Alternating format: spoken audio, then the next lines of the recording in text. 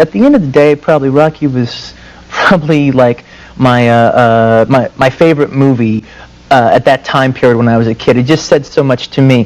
One, the movie, and two, just Stallone's whole story was very inspirational to me, because at that time I wanted to be an actor and everything like that. I hadn't thought about directing yet or anything, but I actually had no hope that I would be lucky enough to go out and audition for a movie and be chosen out of all the people, then I would be the guy. I always felt that I would have to do what Stallone did. I would have to write it myself. I would have to be the force behind it. Right, he had to do because he couldn't find the product commercially that he could make at somebody else's authorship that would be as successful as his own story was. Exactly. Rocky was Sly Stallone. It was Sylvester Stallone's story. I never felt I would be so lucky to be picked out of the group. I always felt that I would have to be the master of my own destiny to some degree. And so that movie, and he spoke so much to me. Actually, a lot of time has passed since Rocky and stuff, and people like kind of make fun of Stallone a lot. Not so much now because he did such a good job in that movie Copland, but I've always thought he was a terrific actor. I think he forgot